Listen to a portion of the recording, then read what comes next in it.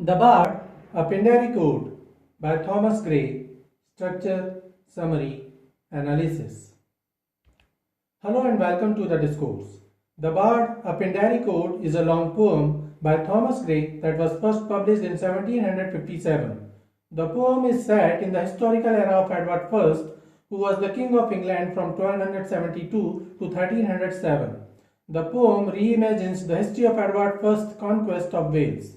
Thomas Gray was researching medieval history and literature, and he discovered the Welsh Harp music that inspired him.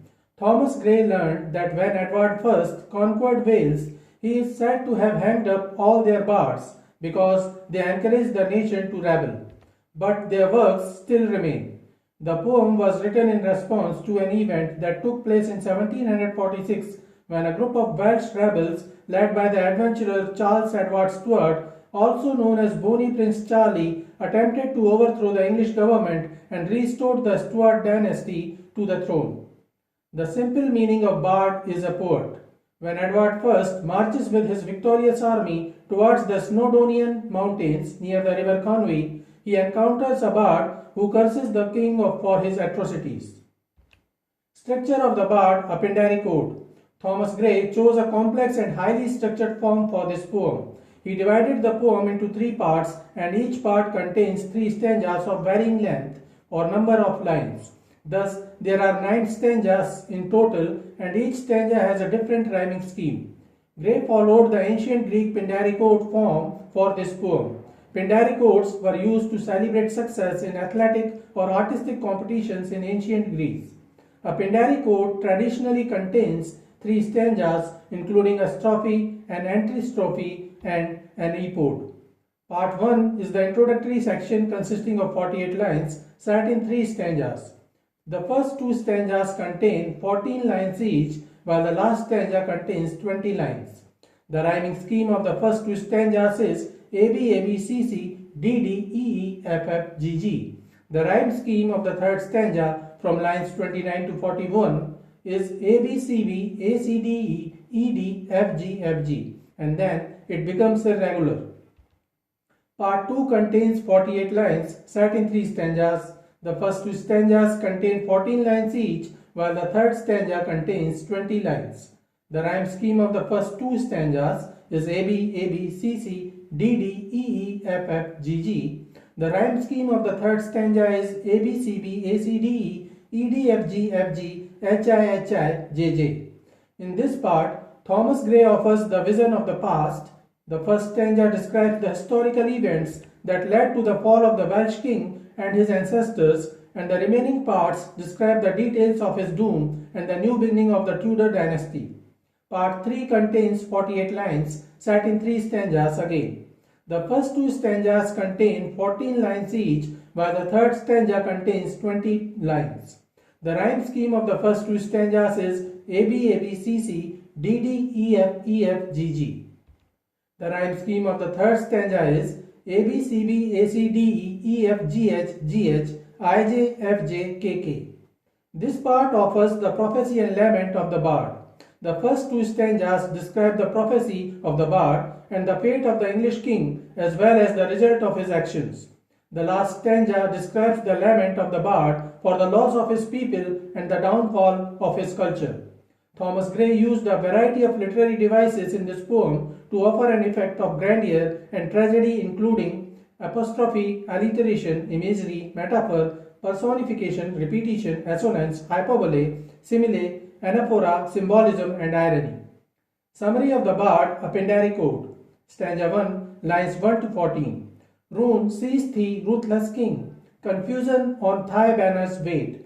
Though fanned by the conquest's crimson wing, they mock the air with idle state. Helm nor hauberk's twisted mail, nor even thy virtue's tyrant shall unveil. To save thy secret soul from nightly fears, from Cambria's curse, from Cambria's tears. Such were the sounds that over the crested pride of the first Edward scattered wild dismay, as down the steep of Snowdon's shaggy side he would with toilsome march his long array. Stout Gloucester stood aghast in speechless trance, to arms cried Mortimer, and couched his quivering lance. The poet begins the poem with an apostrophe as he addresses King Edward I, who is not present and cannot answer back. The poet addresses the ruthless King Edward I in an accusatory and threatening tone and later calls him a tyrant. The narrator is the last surviving bard of Wales who, in a fit of despair and anger, curses the English King Edward I and predicts his downfall. The first 14 lines of the poem set the scene and introduce the bard and how he curses the king. Gray used imagery to depict the rugged and desolate landscape of Wales, with its misty mountains and roaring waterfalls. The lofty crags and hollow caves suggest the rugged and inhospitable terrain of Wales. The crested pride of Edward's army is contrasted with the shaggy side of Snowdon, which emphasizes the natural beauty of Wales. The poet uses metaphor to describe the fertility of Edward I's conquest of Wales.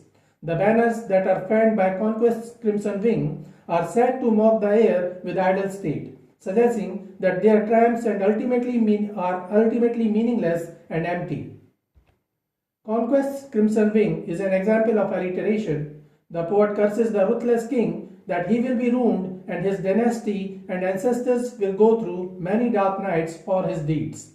His flag, crimson wing, now flying, is stained with the blood of innocents. The king thinks that his victory has brought him an idle state that he can enjoy, but the bard says that the king is doomed because of the curses and tears of the Cambrian people for the suffering he brought upon them. Gray used the repetition of Cambria in line 8. The poet accuses that the king has done wrong by hanging the innocent bards, and this curse will fructify. As the army comes down from Snowdon's shaggy side, the bard's curse becomes clearer. His father-in-law comes to hear the bard's curse and is struck with fear and becomes speechless. The army captain senses something awful, calls the army, and takes his spear when he hears the bard's curse. The first stanza clarifies the idea of the poem, which depicts the conflict between the Welsh Bards, who represent the spirit of Wales, and the English invaders who seek to subjugate them. Part 1, stanza 2, lines 15 to 28. On a rock whose haughty brow frowns over old Conway's foaming flood, robed in the sable garb of woe, with haggard eyes the poet stood. Loose his beard and hoary hair streamed like a meteor to the troubled air, and with a master's hand and prophet's fire struck the deep sorrows of his lyre. Hark, how each giant oak and desert cave sighs to the torrent's awful voice beneath. Over thee, O king, their 100 arms they wave.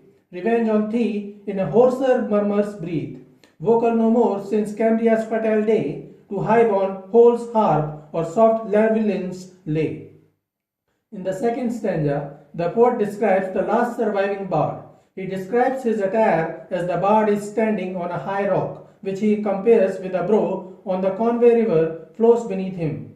The bard is wearing a fiery robe, and his eyes are exhausted after everything he experienced.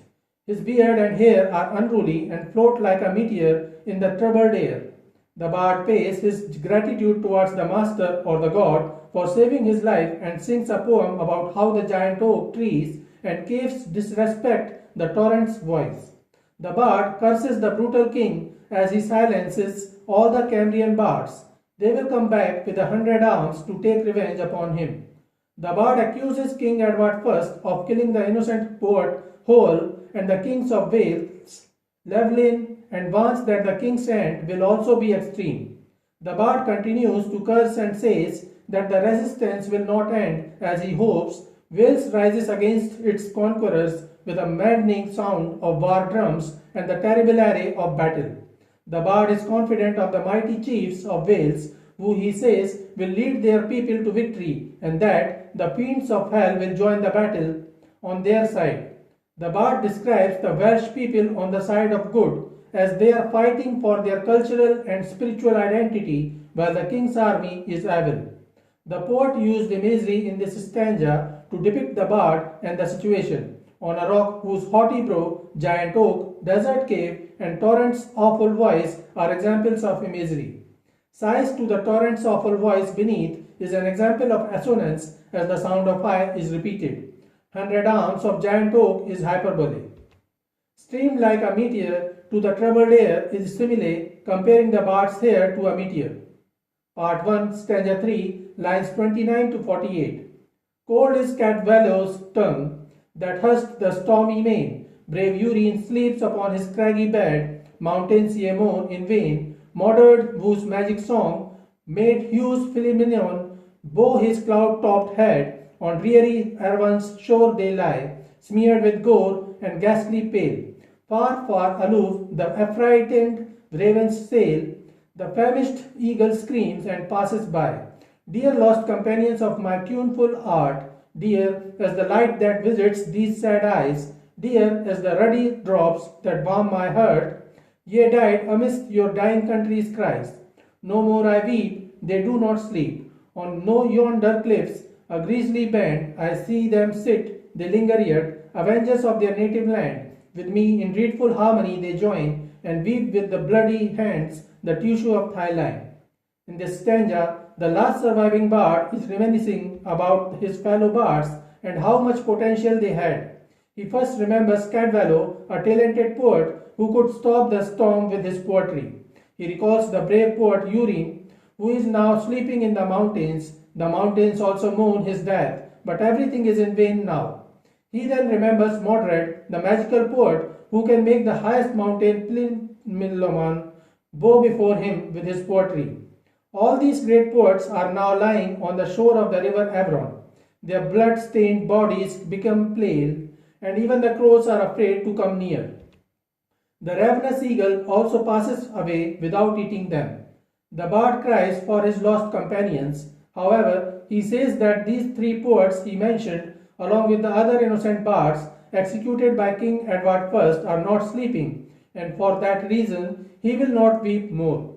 While the poets are dead, as they have been murdered by the king's soldiers, their work and the desire to struggle still survives. The remaining Welsh are still encouraged by those dead poets who are hungry to avenge against the brutal King Edward I for the massacre he did with the Cambrian bards. The stanza ends with the poet's desire to join in this end game of Edward I by weaving the death robe for those bloody hands. Mountains ye moan in vain, and dear lost companions of my tuneful art are examples of apostrophe, where the poet addresses the mountains and his deceased colleagues as if they are present and could hear him. Gray used the personification of mountains as they moan. Cold as Cadwallow's tongue and Modred whose magic song are examples of alliteration. The stage is set now, the strophe is sung, and the three stanzas within the group actually also follow the strophe-antistrophe epode pattern within themselves. Part 2, stanza 1, lines 49 to 62. Weave the warp and weave the woof, the winding sheet of Edward's race. Give ample room and verge enough the characters of hell to trace. Mark the year and mark the night, when Severn shall re-echo with affright. The shrieks of death through Berkeley's roof that ring, shrieks of an agonizing king. She-wolf of France with unrelenting fangs that tears the bowels of thy mangled mate. From thee, be born, who over thy country hangs, the scourge of heaven, what terrors around him wait. Amazement in his van with flight combined, and sorrow's faded form and solitude behind.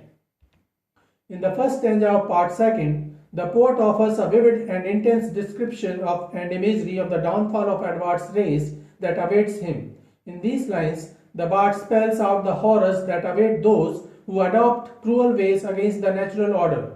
In the first line, the warp and woof refer to the threads used in weaving. Gray uses symbolism here. The bard is weaving the winding sheet of Edward's race, which means that he is symbolically preparing for their death.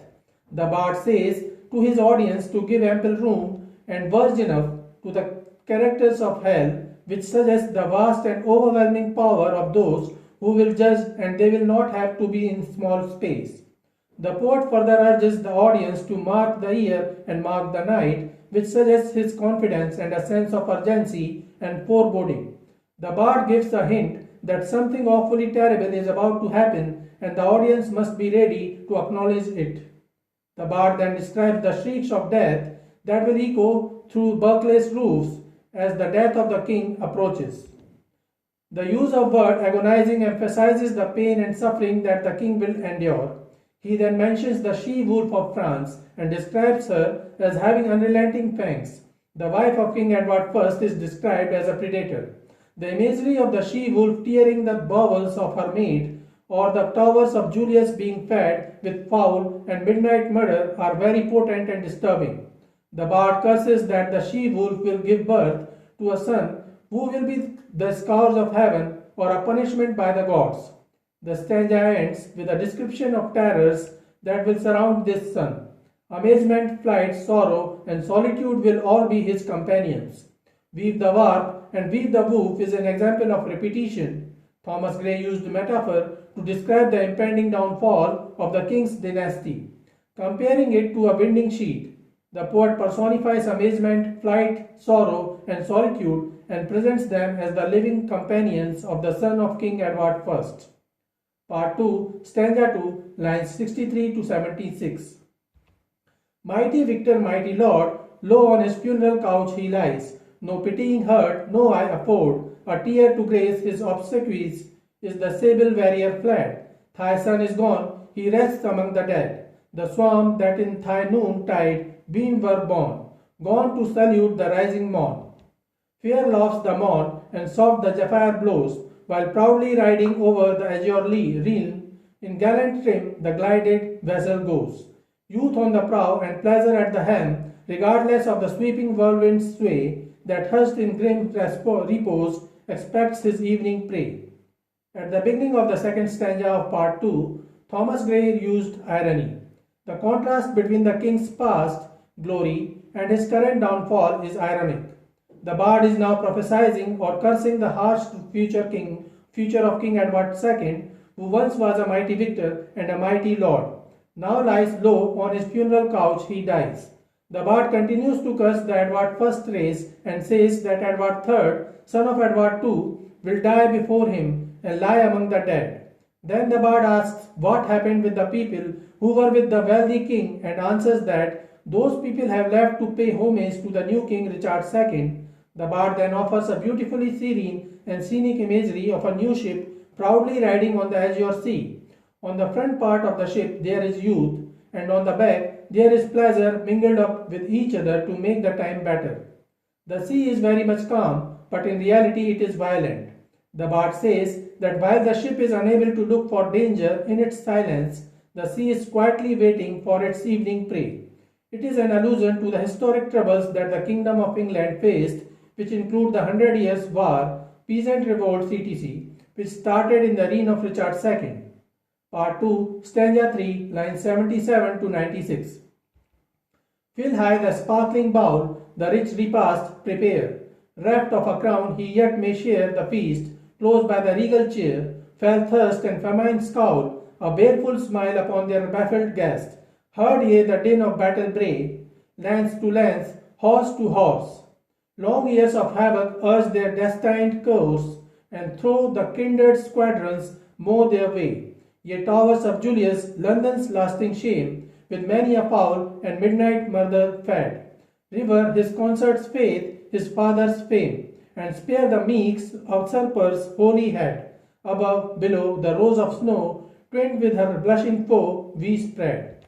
The bristled boar in infant gore wallows beneath the thorny shade. Now, brothers, bending over the earth, accused loom. Stamp we our vengeance deep and ratify his doom.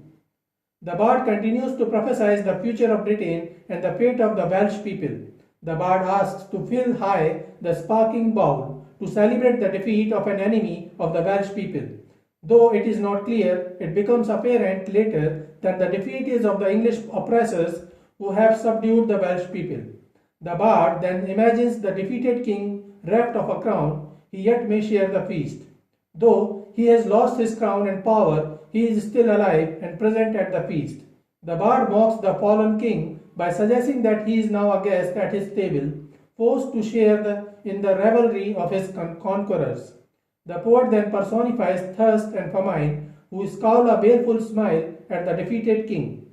These are the two unwelcome guests at the feast. The poet then urges the audience to imagine the din of battle bray, lance to lance, and horse to horse. He then uses historical allusions to suggest violent conflicts in Britain. The Towers of Julius refers to the Tower of London, which was built by Julius Caesar and later became a symbol of oppression and tyranny. The Foul and Midnight Murder refers to the many bloody events that have occurred within its walls. The bard calls on the people of Britain to revere the English king's consort's faith and his father's fame, suggesting that despite his defeat, the king is still worthy of respect. The bard then uses symbolism. The rose of snow and blushing foe refer to the English rose and its red color.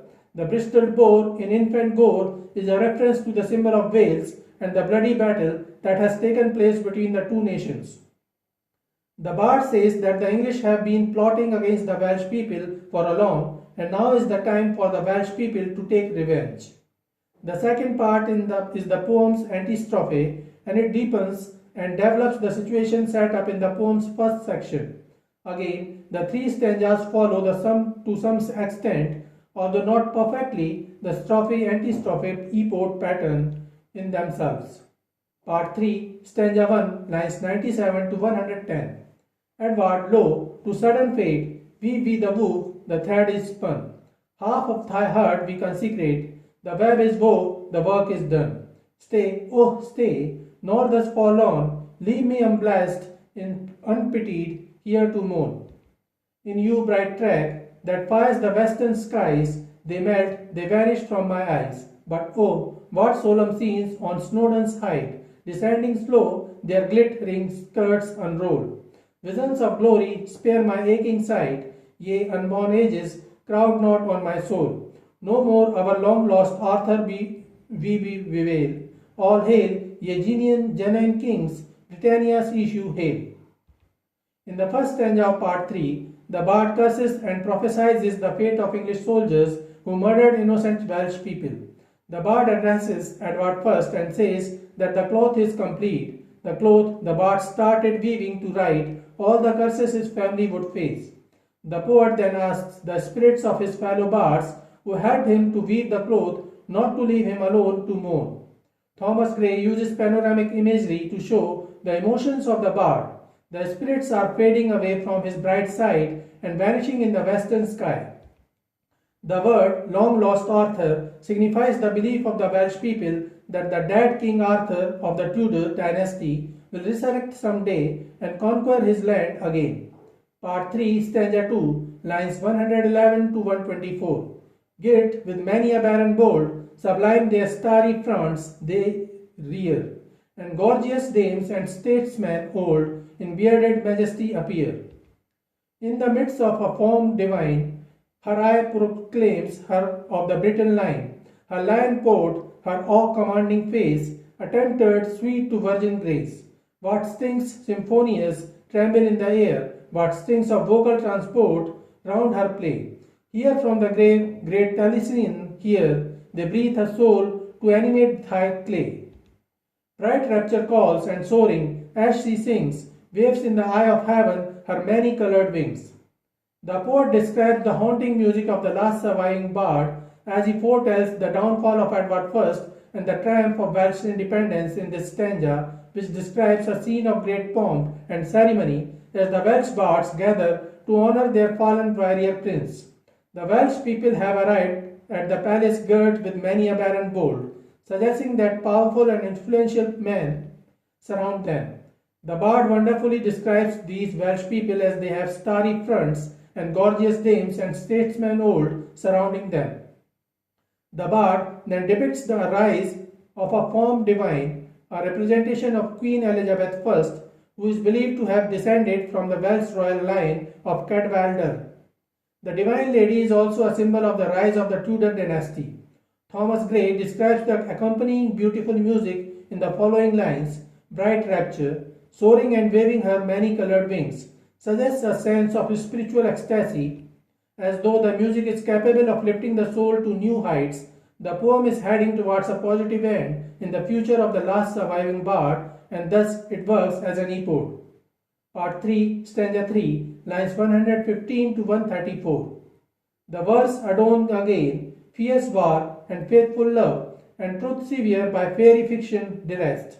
In busked mazes move, pale grief and pleasing pain, with horror tyrant of the throbbing breast, a voice as of the cherub chook choir, gales from blooming Eden beer, and distant warblings lesson on my ear.